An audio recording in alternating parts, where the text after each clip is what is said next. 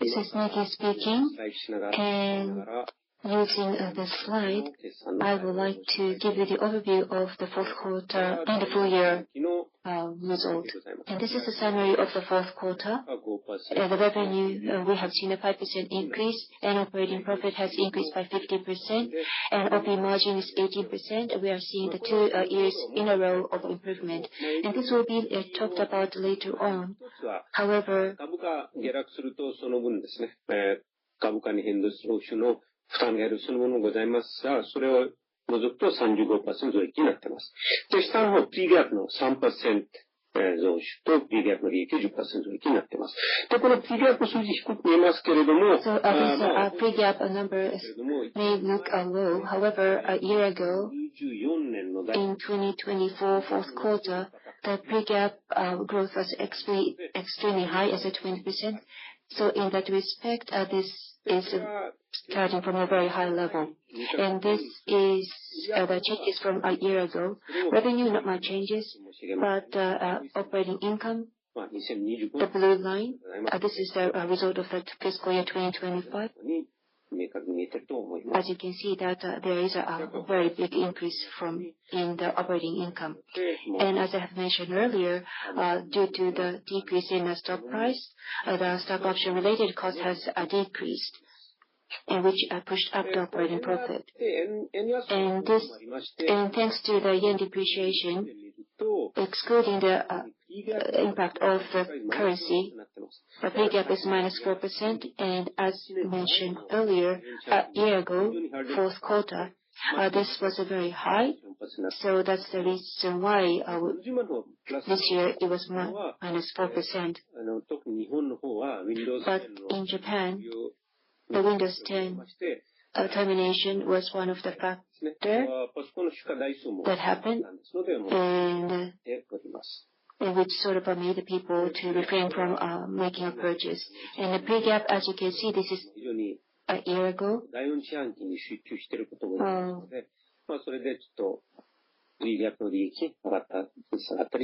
P-GAAP profit has increased. But this is ARR. Going forward, rather than the P-GAAP, we are going to be explaining our forecast, actually the result based on ARR. And ARR, this has slowed down a little bit, 2% in the fourth quarter. A year ago, it was 7%, but it dropped to 2%.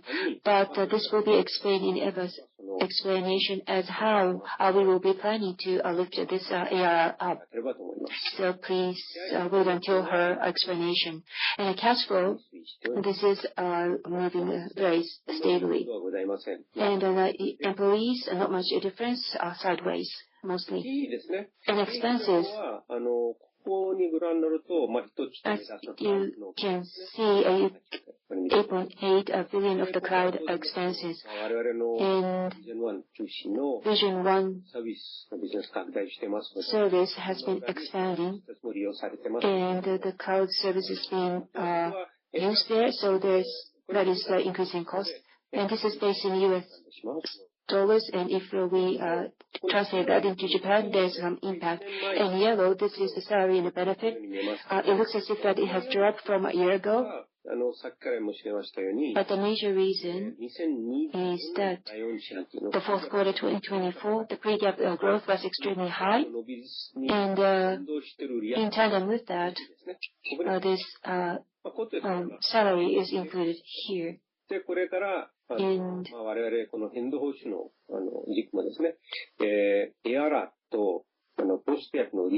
ARR and the post-GAAP profit will be the basis for this variable compensation. And so we are going to be focusing more on ARR. So highlight is that the fourth quarter, we have achieved a record high net sales, and in the full year terms, we have seen the record high revenue and also the operating profit.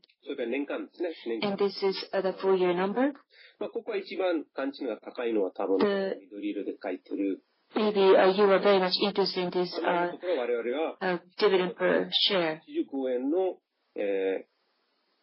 In the previous year, it was 184 yen, and we are expecting it to pay 185 yen per share.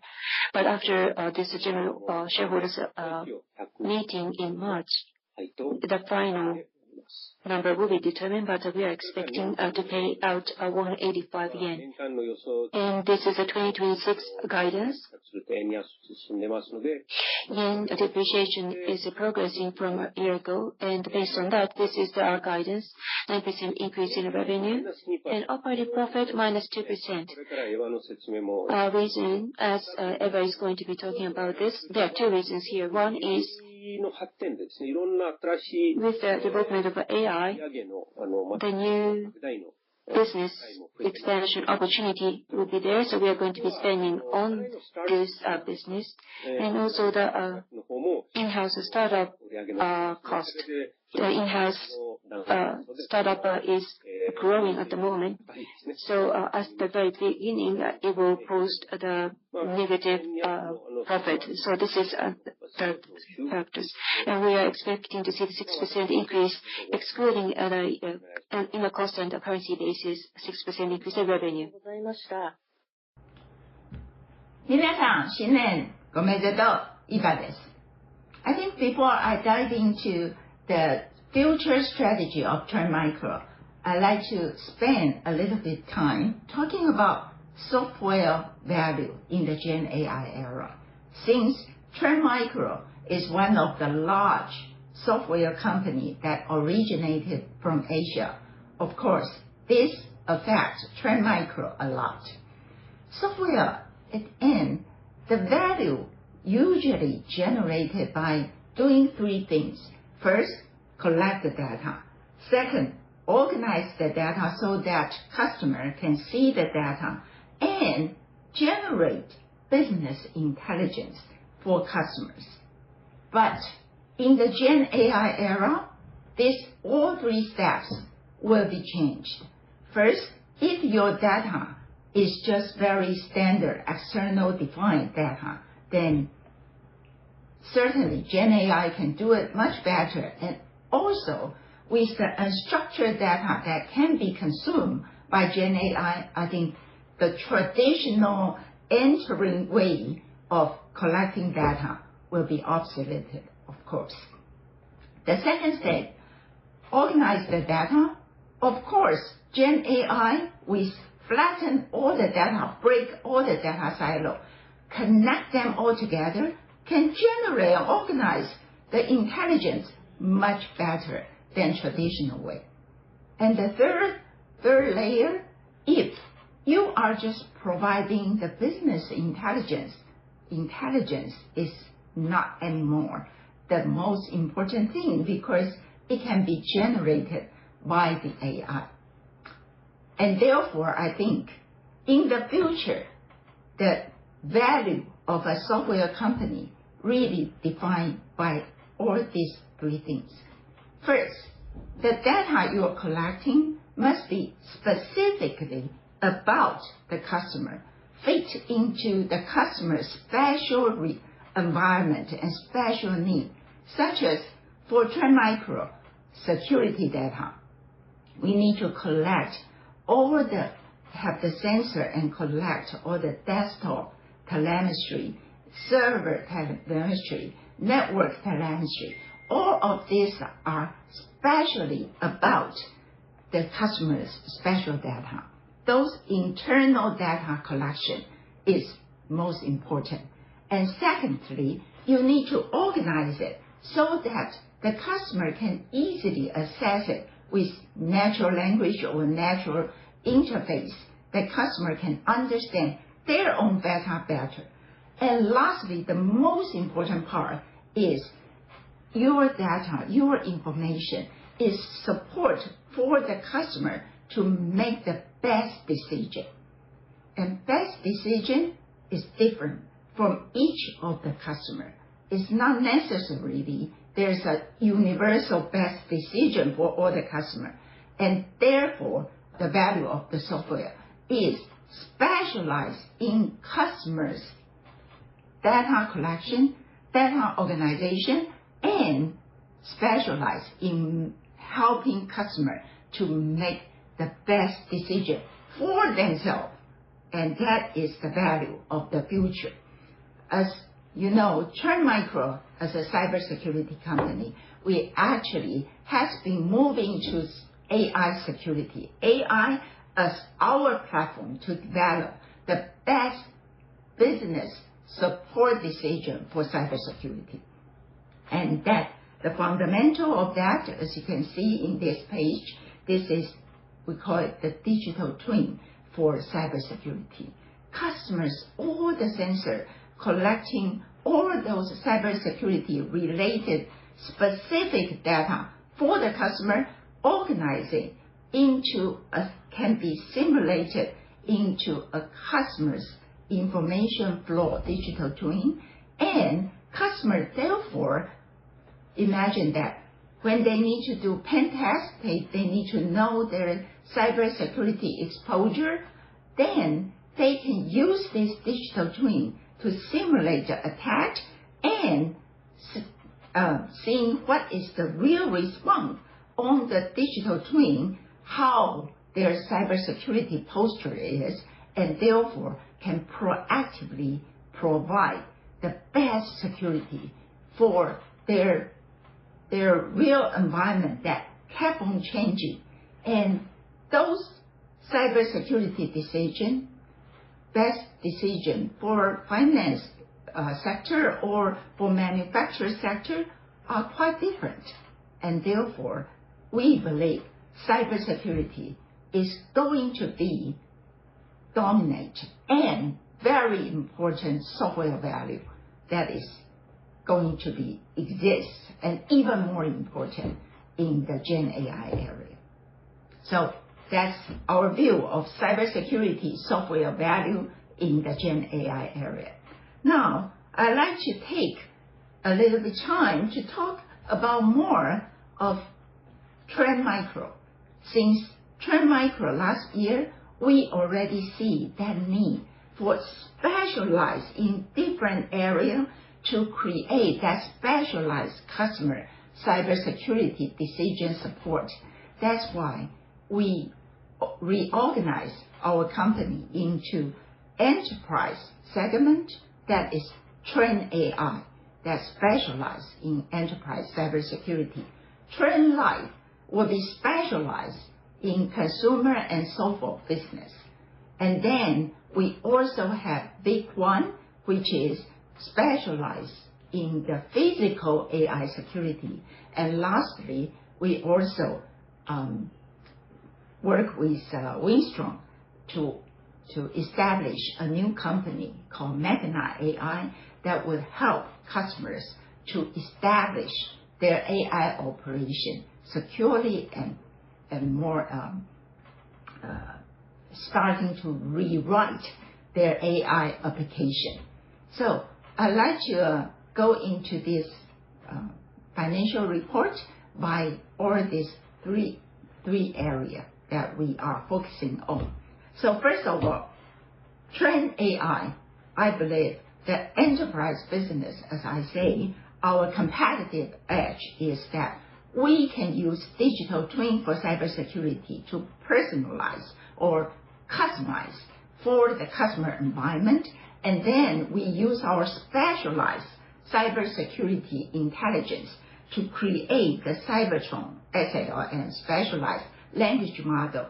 Together with the agentic AI, we can help customers make the best cybersecurity decision, and going forward can also help them automate and save their efforts on their cybersecurity practice.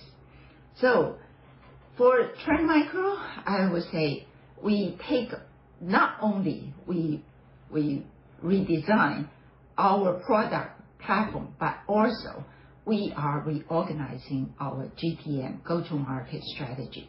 So there's three big things that we are doing in our go-to-market. First is our fragmented platform and product need to be organized, and because this type of point product sales create a lot of product silo and also very heavy price competition. And therefore, we believe we need to reorganize this into a new go-to-market strategy, which is lead with Vision One as the AI security platform and integrate with agentic SIEM, vulnerability management, exposure management into a unified platform go-to-market strategy. That we will start very focused on executing that starting 2026. And actually, the platform way of selling, we already starting. And right now, our Vision One platform sales already about 38% of our total revenue. Into 2026, we believe we will continue to grow our Vision One platform strategy and platforms way of selling. And early quarter today, we're seeing that already our Vision One is already about 41% of our total Trend AI ARR. So that is the first one. First of all, lead with the Vision One platform way of selling. That's the first change in our GTM. The second one, in 2025 and before, I think our biggest challenge is that in our go-to-market organization, our incentive structure is tied to the gross sales. Gross sales means total gross sales or post the whole gross sales margin. And that's why our sales force are diluting their focus on the platform-driven growth. Going into 2026, our go-to-market strategy will change to adjust our incentive to prioritize our annualized year one sales and reducing our unnecessary discount and creating more durable revenue and managing core value of the platform. So the indicator we are using is that we want to make sure that our total multi-year product sales are focusing on the year one value, because of the gross sales, when multiple year deal was supersize the deal, but also taking heavy discount. But now, by changing this type of compensation strategy, we believe we will correct our sales behavior. And early quarter today, the progress is that our multi-year impact is starting to decline, and now it's at 17%. Before, in 2025, that impact is about 38%. But now we already seeing that we are correcting all of this sales compensation and getting more healthy in our sales behavior. So that's the second one. The third one is very important. Is before Trend Micro is selling by license-based pricing. The license pricing is driving deep discount and also have a lot of procurement friction. Customer has whenever they want to buy a new module from Vision One, they will need to go through all this procurement again. And therefore, I think it's a very important thing that starting 2026, we totally change our Vision One. The Vision One product strategy is going into the flex program, which means that they buy a total amount of, we call it credits. The credits they can use, and then whenever they want to deploy, they consume all these credits by allocating them to specific products or modules they want to use. This way, we believe Trend AI Flex program will drive predictable spending for customers and scalable consumption, and also reduce the procurement friction in customers. So that is a very important change, and we believe that will help the whole Trend Micro's go-to-market much more smooth and have much more predictable spending. So early quarter today, the progress we're seeing that is Vision 1 average ARR already. We've seen this average ARR continue to grow, and for Vision 1, that is our per customer average ARR before was 35.1K, and now already growing to 35.5K in the early this quarter. And compare with non-Vision 1, the average ARR is 5.4K. As you can see, the difference, customer value is much more different than what before. Those are the three very important change, go-to-market change, and we believe we are on the right pace, and Trend AI will be using all of this new platform and new platform way of selling to progress and produce more value for our customers. So that's Trend AI. Moving to consumer, which now we call it Trend Life. Trend Life, before, the challenge is that the softening, because our original product mainly focused on antivirus for consumer business, but softening in PC sales leading to less security need, and therefore our value was diminishing. But starting last year and progressing to 2026, we're seeing there's a new need, such as customers' digital life protection, including anti-spam, not anti-scam, which is a biggest money loss from consumers' business, and also the usage of AI and how to use AI safely to help their digital life quality. I think those are the new area that the Trend Life will be focusing on. Therefore, now we already seeing that 2025, our digital life protection increased now to 36% of our total sales. So we are starting to migrate our revenue to digital life protection rather than pure antivirus protection. So the ARPU for this digital life protection is 2 times higher than the antivirus PC attachment type of revenue. So Trend Life is also early quarter today. The progress we see is that digital life protection continue to grow and now is at about 45% of our total Trend Life sales already. That's Trend Life.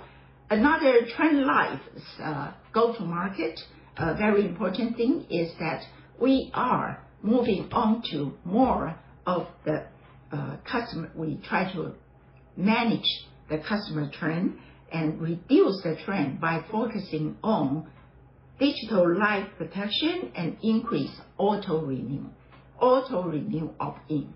We're starting to see auto-renew has 2 times the renewal rate than the manual renew, and therefore new customer in auto-renew is increasing 11% since Q4 2025.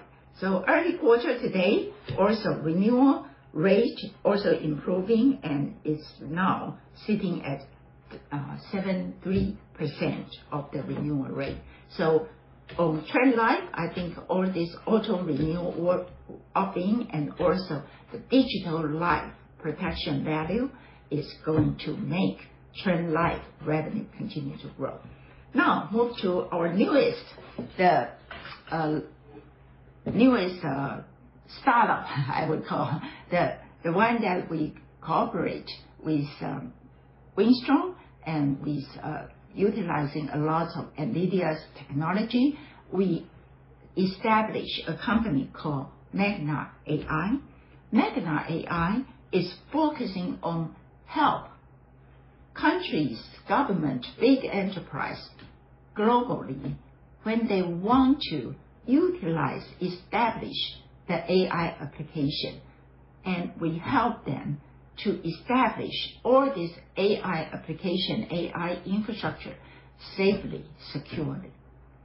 Because this is a very different sales motion, when customers are setting up this sovereign AI and AI new application, it's not about buying a software and install it like before. All this cybersecurity is you need to design your data flow, your architecture, everything securely, and that's why we take the chance to work with Wistron, one of the big AI infrastructure provider, and working with NVIDIA and other NCP player to form this Magna AI. Early indicator, we already have several very big MOU that was signed by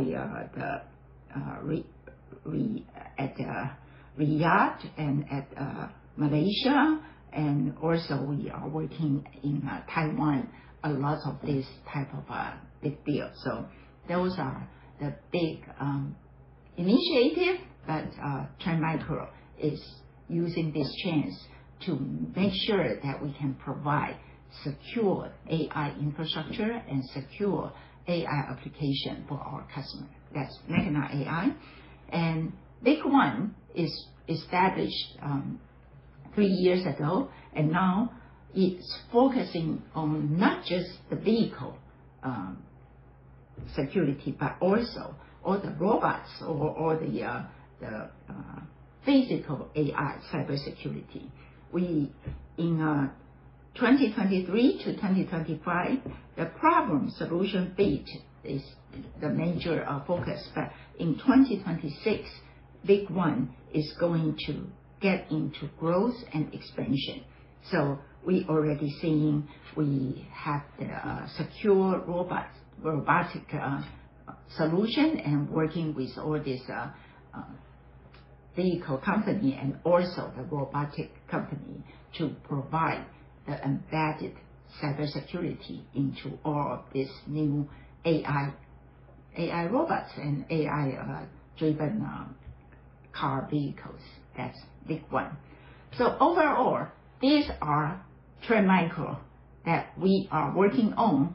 2025, 2026, our growth target for the overall Trend Micro is we want to have ARR 13% growth, net sales 9% growth, and our operation income will decline by 2%. But as you can see, where do we spend the money?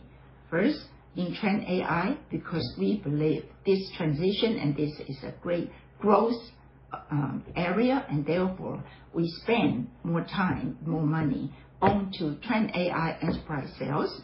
And Trend Life, actually we are optimizing, and we believe we can increase the operation income by 1%, but a lot all those investment and cost increase is mainly on big one and Magna AI, where we are investing on new market.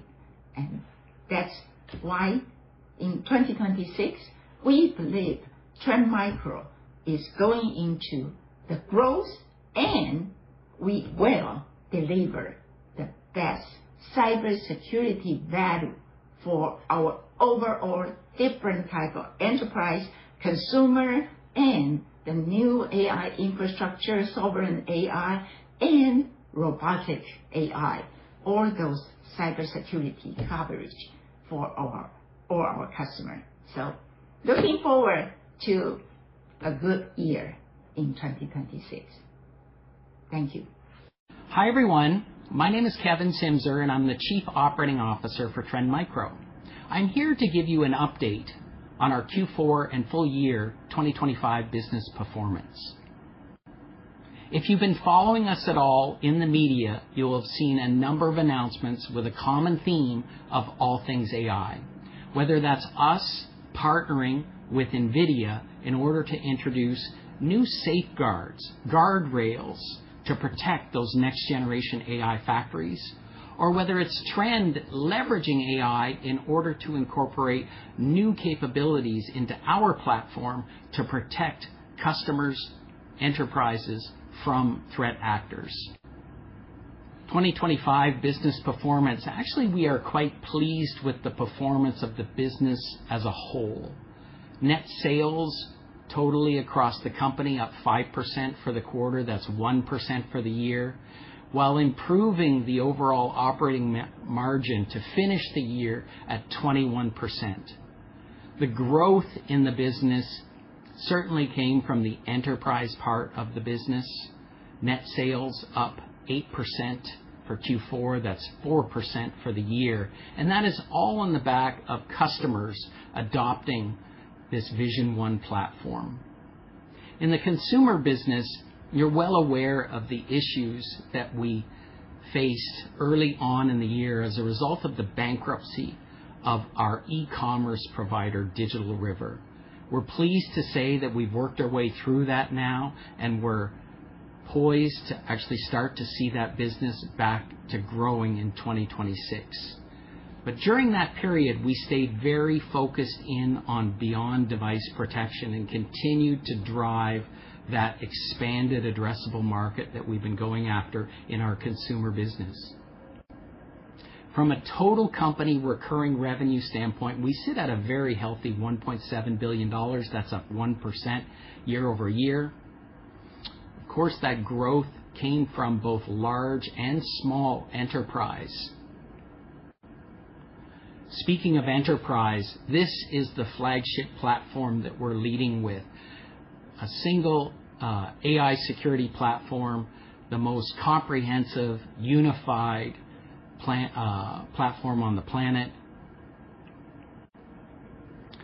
Our platform, it's not just us saying great things about our platform. It's these world-recognized industry analysts. And in the last quarter alone, Gartner highlighted us once again for endpoint security, Forrester for a leader in network analytics and visibility, IDC in both extended detection and response and cloud security, and then finally Omdia, who continues to rank us number one in public vulnerability disclosure, those zero-day vulnerabilities that gives us a head start on threat actors and what they've discovered. Now, from a regional performance standpoint, global enterprise growth. This is net sales. It's in a constant currency, so you get an idea of the performance across the 4 different regions. And you can see that global enterprise growth of 4%. EMEA and Japan performing quite strong. Europe and the Americas somewhat less so. But where you really start to see some of the global headwinds that we started to hit was in this chart here. This is our pre-GAAP performance. Global enterprise growth sitting at -4% year over year. You can see that as a result of us finishing the go-to-market transformation in Japan, we're really starting to see the fruits of that labor that we put in 2024 and in 2025. And you're going to see us adopt the exact same framework as we go into 2026 for the rest of the regions. In particular, I wanted to highlight in the Americas and Europe, we definitely saw challenges with global government. Tariff uncertainty has certainly caused a number of enterprises and governments to actually pull back some of their spend. We're also starting to see a movement, and you're going to see as we start to talk about 2026, as we move to much, much more of an ARR model. We really want to drive that first year performance. So you're going to see these pre-GAAP numbers are not going to be the best indicator of the performance of the business. We are going to be moving more and more towards an ARR model. Enterprise recurring revenue sitting at $1.3 billion, that's up 2%. And I think the highlight here is actually the 229 million in small enterprise. We're starting to see growth coming back in that small enterprise segment. We had several years of declining performance, and now with small enterprise, we're starting to see that lift off. Well, why is that? Well, that's specifically as a result of us introducing Trend Vision One for MSP partners. That's a category of partners that offer a set of services to small enterprise. We have over 6,000 small of those MSP partners, and we now have 190 of them who have adopted Vision One. The nice thing about that is that when they adopt it, they can offer more powerful capabilities for protecting those small enterprises, and they can charge more for that. And we're seeing that, and that's what's starting to fuel our growth. In the large enterprise segment, this is really it tends to be the priority. We have over 25,000 large enterprise customers today, and we're fixated on making sure that we get the Vision One platform attached to all of these. Once we attach, we know that we can expand based on the breadth of our overall platform. Why are we so fixated on that? When we calculate the addressable market that exists in our installed base, we can see that there's approximately $7.3 billion US of incremental ARR opportunity just from our existing Trend customers. We do that by landing the Vision One platform, and you can see relative to the overall recurring revenue for the enterprise business, the red box in the bottom right for Q4 2025, $467 million, growing at 58%. So we are fixated on landing more Vision One and expanding more Vision One within our installed base. Now, as we go into 2026, you're going to see actually us start to emphasize quite a bit around new logos. We honestly feel we now have the strength and the tailwind behind us from a platform perspective that we can start going after new logos. Specifically around existing customers, we're sitting at 11,500 of our existing customers that have adopted Vision One. That's a 48% attachment rate. And like I said, we know that once we get Vision One attached, the average ARR per customer is substantially higher at 3.6 times. Now, once we get the platform attached, we know that we are focused in on solution adoption. As customers adopt more and more solutions, the retention rate increases, and so too does the impact on the ARR, where the ARR increases. Solution growth with Vision One, we now sit at an average of 4.9 solutions deployed in Vision One. So that's a great testament to customers that like the breadth of the portfolio.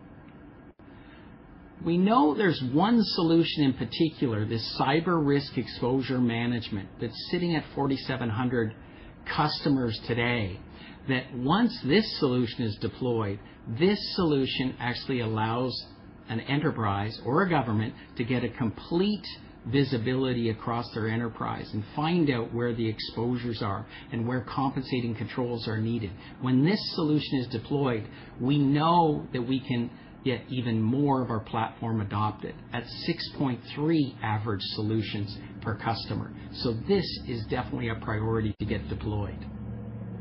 All that to say, the NRR, the net revenue retention for the Vision One platform, still sits at a very market-leading 130%, and we continue to stay focused in on that expansion. If you look across the globe, here's the 4 major regions, all with 4 expansion opportunities that we've won in Q4 across verticals like multimedia, technology, insurance, and food services. And you can see a common theme across all of these, which is customers are looking for a platform. and that's how we're winning this business. Switching gears to consumer, from a consumer standpoint, as I mentioned earlier, we now have this e-commerce vendor, Digital River, behind us. We've completely replaced all of that technology and gone over to a different set of vendors now with a backup. And we've stayed focused in on driving the business forward around beyond device protection. $32 million, up 11% year over year. So that's going to continue to be a common theme here. Yes, we're still doing endpoint protection for consumers, but we are expanding our addressable market beyond that. In fact, it was really nice to be recognized in this broader portfolio in consumer digital life protection by IDC, where we hit the leaders quadrant. So truly getting the recognition of our broader platform targeting those consumers. Now, we've been using this terminology called Road 2 for some time now, and this is kind of our internal North Star to give you an idea. And you can see that out in 2028, we are fixated on driving sort of healthy, high single digits to double-digit growth. That is our plan. We want to do that while improving the margin. And in 2025, we did get some growth, and we did, in fact, improve the margin quite substantially by 3 percentage points. So we did accomplish what we had set out to do at the start of the year. That said, we are going to be pressing more heavily on growth. And we've divided the business up into these 4 different categories. In order to have a good, healthy business, you need to be thinking about things holistically.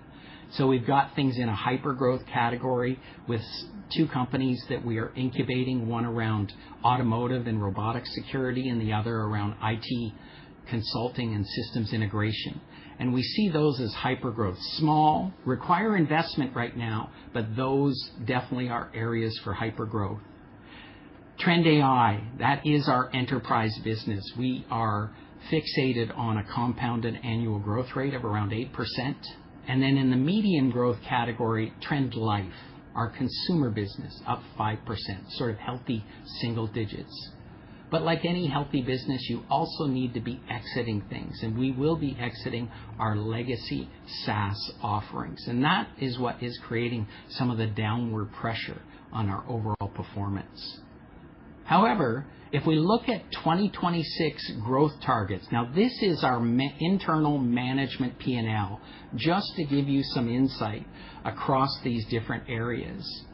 We are fixated on growing ARR double digits, and we do see that growth largely coming from our enterprise business, Trend AI. We are targeting 15% year-over-year growth in ARR for 2026. In Trend Life, our consumer business, we are targeting 6% ARR growth for 2026. And in our hyper-growth area, these are quite small from an ARR perspective, but we're looking at substantial increases in overall ARR. But this will require some investment. In fact, all of these are going to require some investment. And that's why you're seeing that our operating income for 2026 will decline ever so slightly. We see that as a short-term thing that we need to do in order to get the top-line growth fueled, and in particular to put the go-to-market changes in place that we need and to fuel this growth. Finally, we think that we're structured well for growth. We have all of our businesses completely focused in on this AI market opportunity. We're either finished or in flight with our transformed go-to-market strategies, and we're investing a little bit in order to drive that top-line growth, but in particular with ARR. Thank you, everyone. So now I would like to give you an overview of the fourth quarter full year to 2025 Japan region business update. So first, the domestic enterprise business fourth quarter result highlight. First, the overall revenue for the enterprise business has grown by 22% year-on-year, especially the public business and the multi-year comprehensive contracts. The new large-scale business, we have had many of them, and this has grown by 294% year-on-year. This is driving this good result. And the Trend Vision One revenue has increased by 25%, especially Trend Vision One endpoint security revenue has surged. And the Trend Vision One number of customers, it has surged as well and continuing. Especially CREM customer numbers are growing fast. So the customers are trying to put the proactive risk management measures in place, and we are seeing increasing number of such customers. So where it comes to the low light, Japan has a very big customer basis via partners. So overall, relatively speaking, versus the global, the Vision One attach rate is low.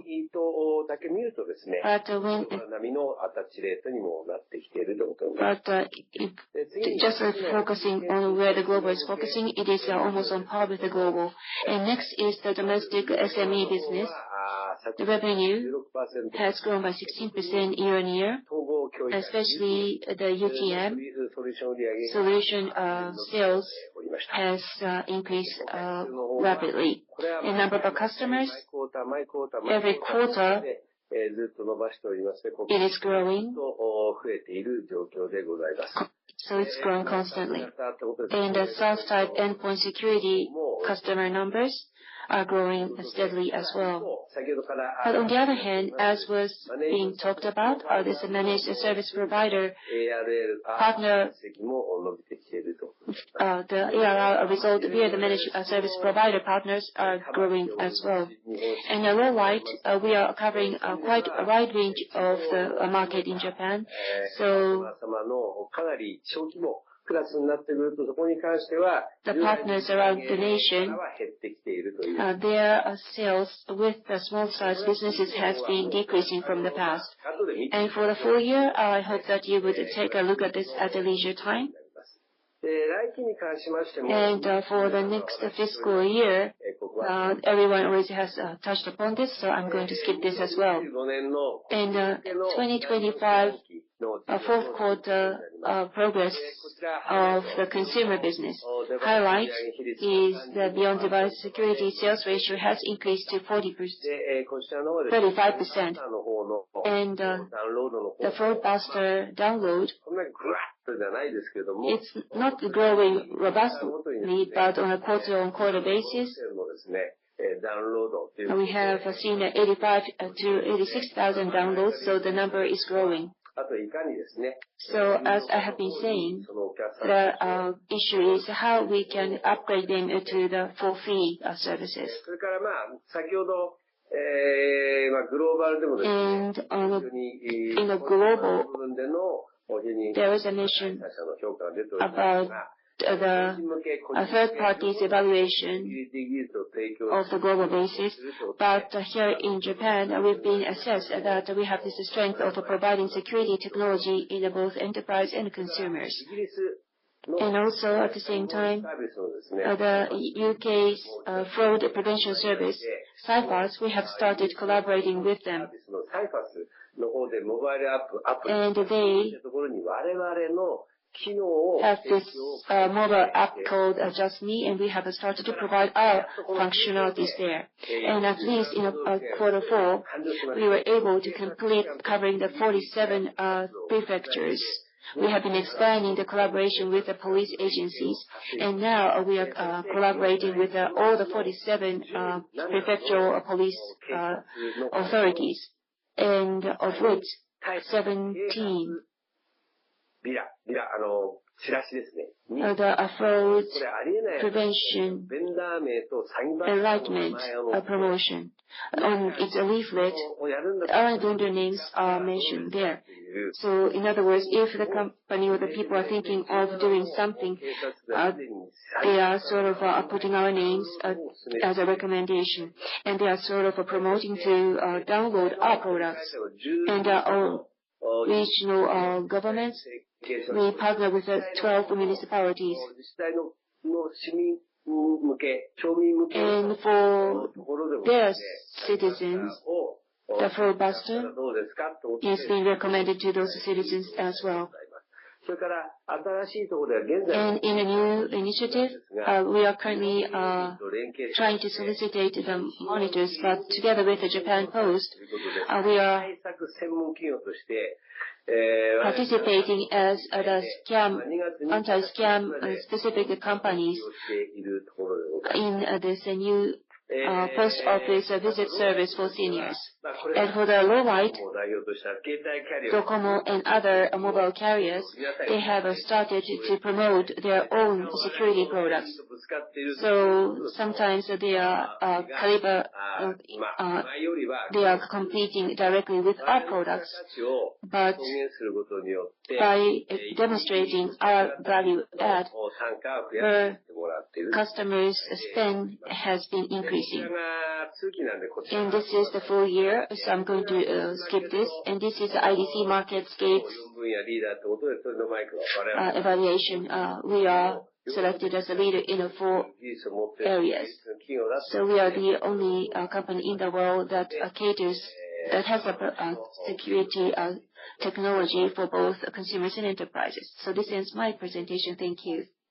Thank you, JP Morgan. My name is Henderson. I have 3 questions. First of all, question about the guidance. Sales growth 9%. My impression is that you are quite bullish, but ARR growth is expected at 13%. Q4 increase was only 2%, which was quite slow. Based on that understanding, from the first quarter to the fourth quarter of 2026, what will be the pace of growth or acceleration that you are expecting? That's my first question. I would like to respond to this question. For ARR, unfortunately, we do not provide outlook on a quarter-by-quarter basis. And Kevin's slides numbers is basically the management numbers. This is our idea, or what we're thinking about. So this is not directly translated into the GAAP numbers that I present. I cannot really give you that number. Now, ARR and also the net sales for accounting, I will be explaining that in the future, but this 13% does not necessarily directly translate to the 13% for the full year. I see. Thank you. A follow-up question. Full-year landing performance. Absence for the remuneration for last year, I understand that. But if the sales doesn't grow according to guidance, if it's slower, in that case, would you try to save the cost so that the full-year operating profit can be committed to? So if the scenario goes negatively, how would you respond? What is your plan? We want to focus on the sales growth.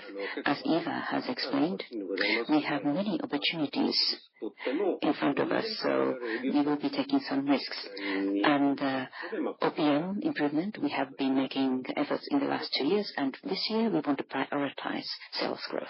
I see. Thank you.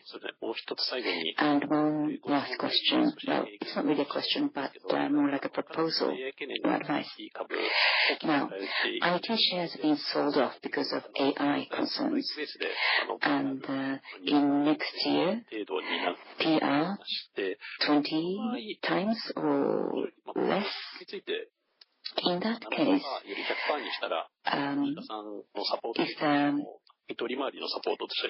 shareholder return is 100%, is 70%, I think the investors will provide a stronger support to your company. So 5 billion yen buyback was announced, and also in the second half, you may have planned to execute the rest of the share buyback. So what are your thoughts on this? Thank you.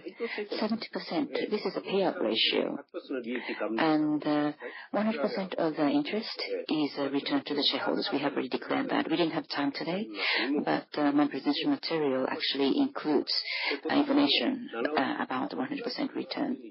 And the 70% dividend plus share buyback, and also we have another year as well. So the remaining amount will be returned as well. So 100% shareholder return. I see, understand. So payout ratio, you don't have a plan to increase it to 100%. Well, that's 70% dividend, and the rest is a share buyback. And according to the shareholders, they'd rather receive this not 100% in dividend, but split between dividend and share buyback. So that's what we do. I see. That's all from me. Thank you. Thank you. So once again, we go back to that original person who raised the hand at the very beginning. Kikuchi-san, are you ready? Please go ahead asking question.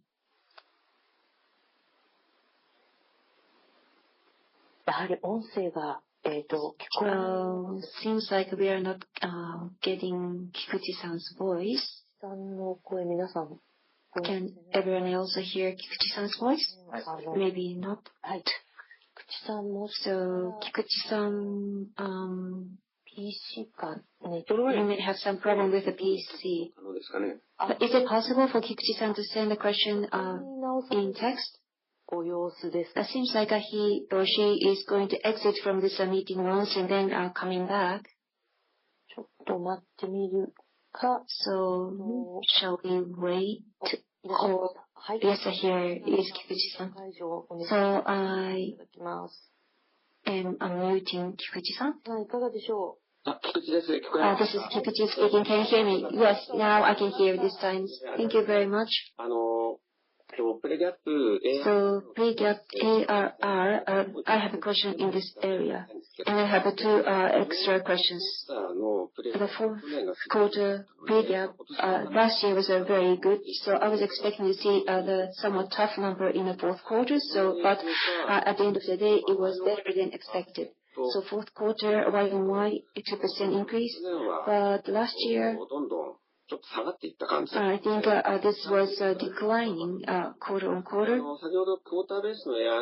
So quarter-based ARR, you mentioned that you're not going to provide us with a breakdown, but already ARR is already showing the momentum for the growth. But put aside the numbers, but the second and the third quarters, last year it was declining quarter to quarter, but this year, can we expect that this ARR will grow from the fourth quarter last year and grow going forward until the end of the year? That's my question. Yes, as a nuance was, yes, that's right. In the first quarter, we are not expecting to see ARR to jump up. We are expecting to see the gradual increase over the course of the year. So, breakdown by region, US, it seems like you're a little bit cautious, but which area are you expecting to see the growth? So, if you take a look at this in a full year, that is in accordance with our guidance, but Europe, Asia, we expect those regions to grow at first and then later catch up by the US. So, according to your guidance page, Americas and Europe, 10% increase in revenue is your guidance. And Americas, in the second half, are you expecting to see that it will recover sharply in the second half? Yes, because last year it was の変わりもちょっと期待できると思います。 declining, so we are expecting to see the higher growth rate this year. そのエンタープライズは Last year, コンシューマーが予想以上に the consumer 大丈夫かなと思ったんですけど、やっぱり半減とかすると、それはさすがに影響でかかった。 has halved, and it was a very big impact. But by recovering the consumer, are you expecting to see the increase in revenue? Exactly, that's my scenario. And my second question, non-operating profit and loss, and also the impact of the Magna is my question.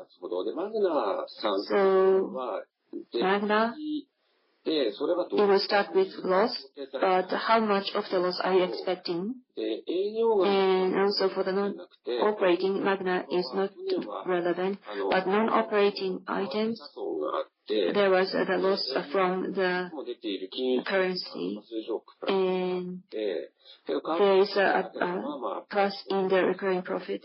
So if there is a loss from the exchange was not there, then you must have enjoyed the positives. But what is the mix this time around for the non-operating? So it seems like you're not expecting to see the loss from the currency, but seems like this number here is somewhat small. Any special reason for this? マグナのことはね、Magna の公開者ですから、is のことはならないですね。 100% subsidiary, so it's not it's included in the expenses. すみません、今、菊池さんのご質問は、So your question, Kikuchi-san, ということでよろしかったですか？ is not the fourth quarter about our projection, right? Yes. 申し上げた通り、 So as Negi-san mentioned, Magna AI is our subsidiary, so it is included in the operating profit and loss line. So it will not affect to the non-operating items. 何を入れてるかというと、 So what is included here is that 会社、our equity method company, TX1, 赤字の会社、 it still is making a loss, でも順法の and 一つですね。これがまず、 so the loss of ことを含めて計算しております。で、 or to be recovered requires a slight time, so that's the reason why this is included. 利息みたい And なのは、 the cash 還元し and ましたけど、我々はほとんども還元 others, あまりキャッシュ we already have returned になりつつあります。 to the shareholders, so it doesn't ぐらいのキャッシュ have がないという、 much cash left. 利息もだいぶもう少ないというところもございます。 So the interest income is very small. 収益は、 So non-operating loss and the profit is almost これだけを織り zero. 込むというようなところになります。 So the only thing that we factor in here is the loss from the investment. So the previous year, the loss from the exchange, you had 6.2 billion yen, but the interest income is at 3.5 billion. It has increased by 100 million yen from the previous year. So sounds like you may incur some of that, but you're not expecting that to happen. はい、そうできないと言いますか。 So we cannot expect that to happen because this loss from the exchange, this year we didn't expect much. But even if there is some interest しまうかなっていうところで、income, かなっていうところで、まあ、その紙紙 it may sort of cancel off this loss from the foreign exchange. That's what we think. And the last year, this non-operating line was very rough. So equity method comparing against the last year and the year before that, so the loss has drop from 2.6 billion to 1 billion. Are you expecting to see that loss to grow? Well, so it still is going to be loss, but this magnitude of loss will be reduced because the book value of this equity method has come down. So if the book price comes down, then it is almost zero. So the loss is continuing, but in terms of the book value, it will not make any changes. So if there isn't any foreign exchange loss, then it seems like it is going to be flat, right? Yes. ありがとうございました。それでは、他の方、 Thank you very much. されている方、手を挙げます。I would like to unmute the next person.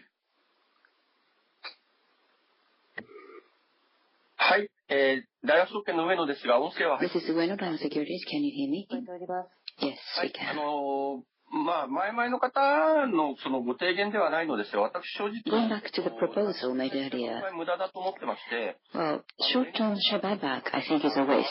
NEC shift, they hurried and did the share buyback, but it only impacts demand and supply. It doesn't really affect the share price. Now, AI share prices are coming down, as you can see in the newspaper, because AI will be taking away, replacing all the software work or SaaS related to tasks. But Trend AI is trying to utilize AI. With agentic AI, still cybersecurity is a very unique domain. So if it's database or platform SaaS or security SaaS, I think you will be one of the companies that will be providing such security using AI. That's how I see the future. So I think you should explain logically how you can gain advantage from AI. That would help push up the share prices. And of course, I will try to explain this in my report for the investors. But anyway, I just wanted to share this thought with you. Now, next I have a question. In the briefing material by the CEO, page 12, there's a mention about Trend AI. And I'm sorry, I don't have a full understanding of this. License-based pricing and the big discount. Is this discount on the purchasing price? Is that correct understanding? You're talking about Eva's presentation material, right? Yes, page 12. Well, Eva is here, so of course she can respond, but the intention of this is that when we sell single product, one product, we have to provide bigger discount.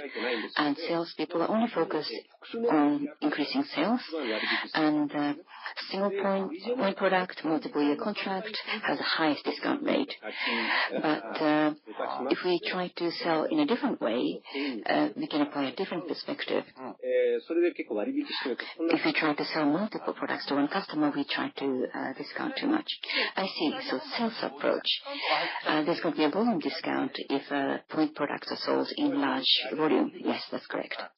Right. And just like you suggested, because Vision 1 now is using agentic AI to provide cybersecurity, which is a big differentiator, and therefore we can utilizing our platform way of selling and have a better control of our price. よくわかりました。ありがとうございました。So this is very clear. Thank you very much. Thank you. よろしいでしょうか。それでは次の方を Moving on to the next question. いただきます。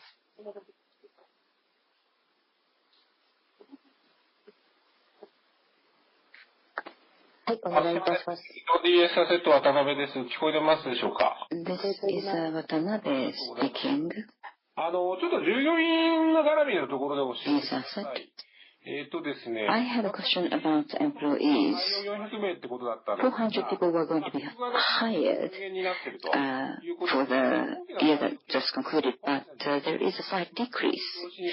So what is the hiring plan and the headcount plan till the end of the fiscal year? 1.5 billion of extraordinary loss was also incurred for the retirement benefits. Can you please explain that as well? And you are trying to drive a sales increase, and you needed to hire people. That is why you wanted to increase the headcount. But in order to make sure that you can increase sales for this coming fiscal year, how important is headcount? Well, in the fiscal year that was just concluded, you didn't have to increase the headcount, but there is maybe a net increase. Can you please comment? Well, I'll try to comment 50%, and the rest will be responded by Eva. retirement benefit payment. Well, platform sales requires a completely different skill set. This is why we need to refresh the skill sets of employees, which means that the old approach, employees who have the old approach maybe will graduate from the company, and new people will be joining us, and we'll be actively hiring. So this is one point. Eva, would you like to add? Yes, that's exactly why we are talking about the go-to-market transformation in Trend AI, because in selling platform and Vision One type of products, we cannot continue to use the old license or SaaS license selling way. That's why last year we did have a big refresh of our sales marketing personnel. So you see some people left, but we didn't increase the headcount. That is because we're refreshing. Going into 2026, once we have this new go-to-market foundational firm, we know what type of new people we need to hire, and we have better training program to make sure that our onboarding of these new capability people, and we will start to hire more people gradually. Not too much, but we will increase our salespeople, especially in U.S. and Europe. We do have a few countries that we need to increase our sales personnel. ありがとうございます。Thank you. はい。その他にご質問がある方いらっしゃいますでしょうか。今、挙手された方をさせていただきます。少々お待ちください。POV ショッピングの田中ですけれども、聞こえますでしょうか。I'm from POV Securities. My name is Tanaka. よろしくお願いいたします。二つですかね。I have two questions.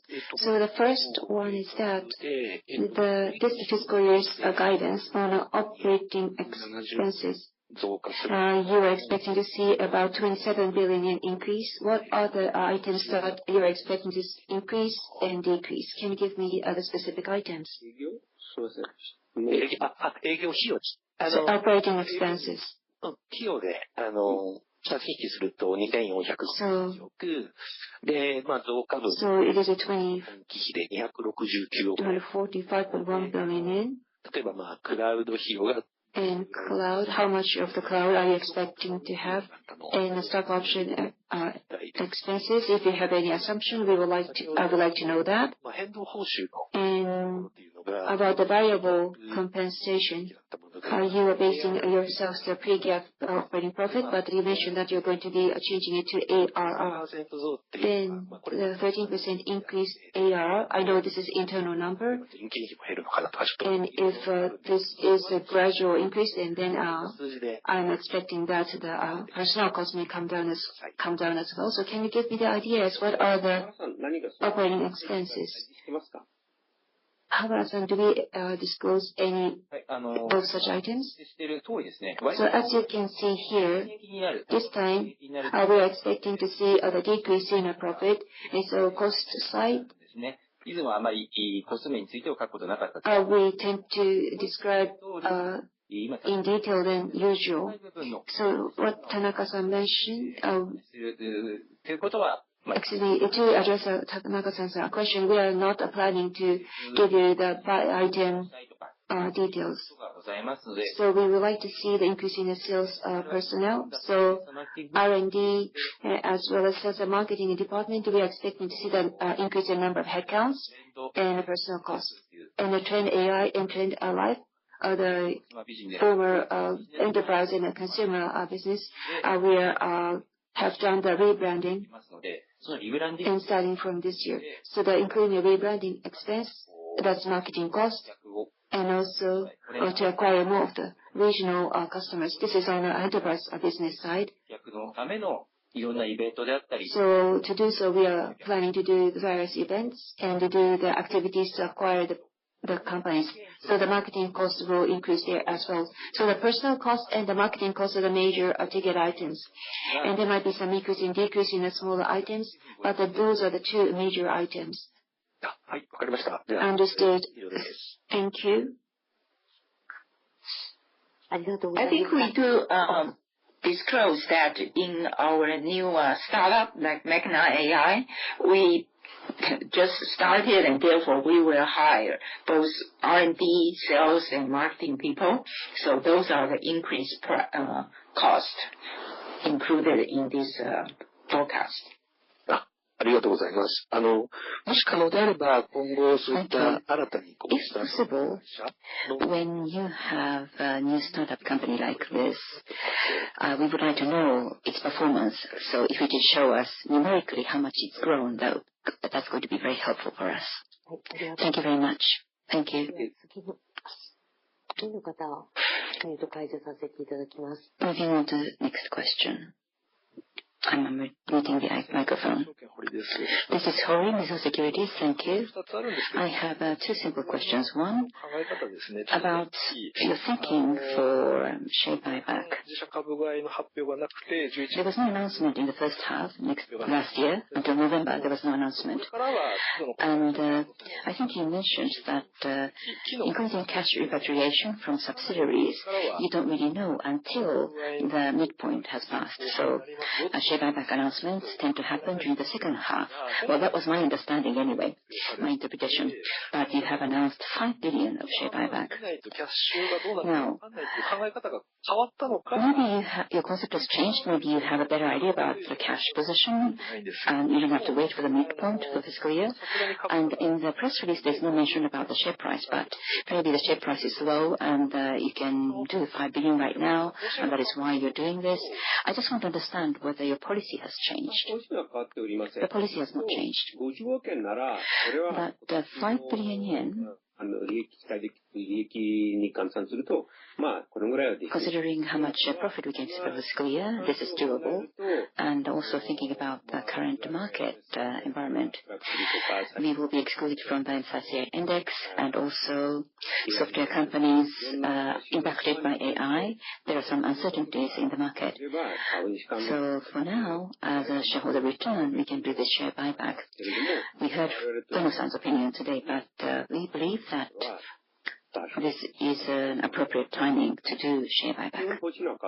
Basic policy has not changed.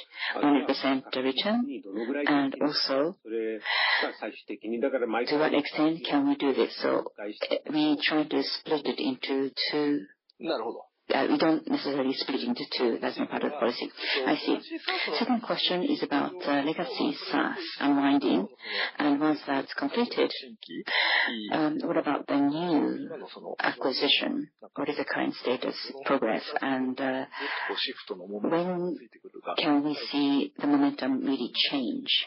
What is the recent status? What can you share with us?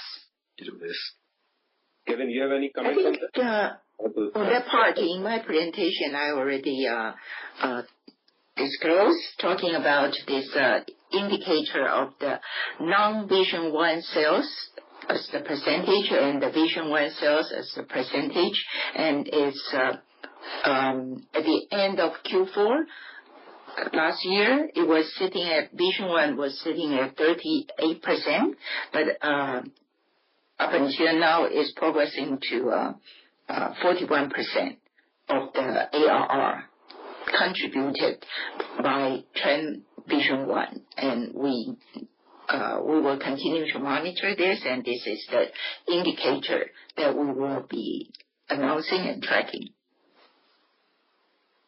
And I would just add that the other thing that we did to encourage this to accelerate is at the end of 2025, we have end-of-lifed the ability to purchase those specific licenses. So customers, when the renewal comes up, will have to renew onto the new platform. So we will see a great deal of movement in 2026. And since the new platform has a lot of greater capability to deal with today's threat landscape, I think the upgrading rate should be quite significant because they will need this new technology to deal with the new threats. わかりました。どうもありがとうございます。I understand. Thank you very much for your answer.